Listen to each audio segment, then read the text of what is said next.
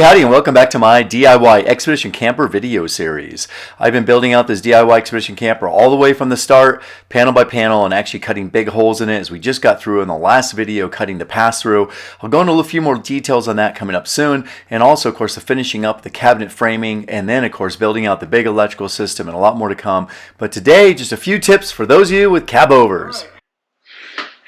This here is the bumper hold down that EarthCruiser provides.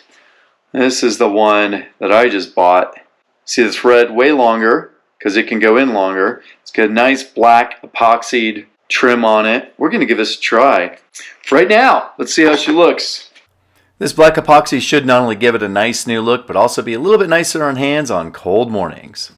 Not even sure I need the white trimming there. I'm putting it on right now just to make sure I'm not scratching it. But, oh yeah.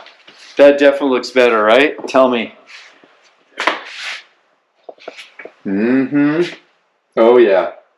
I have to say, that is purely a look thing, but I like it. I like it a lot.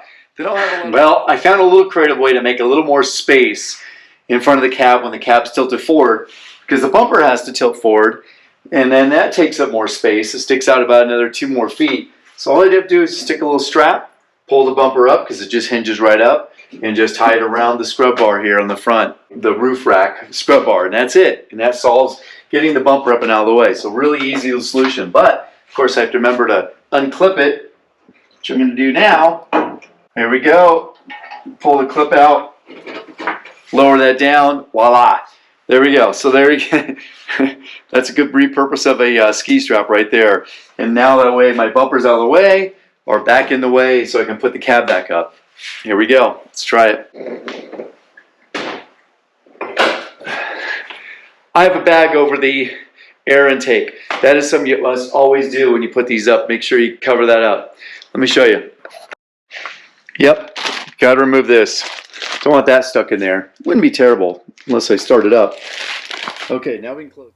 Tell me in the comments below, what do you think? Would you prefer the black or the shiny silver bolt? Also, got my nice brand new shiny alternator here. That's right, that's one of the things to come is the installation of a dedicated alternator just for the camper, as well as some more details on the cutting of the pass-through and how I'm also going to finish that out, and also finishing of the cabinet framing, the installation of the big electrical system that's going there, as well as installation of the really big rear winch and the rear spare tire carrier, as well as so much more to come. Thank you so much for watching, subscribing, and sharing with others. Do let me know in the comments below which of those black hooks do you prefer, and I really look forward to sharing a lot more of the content in this DIY Expedition Camper build out with you.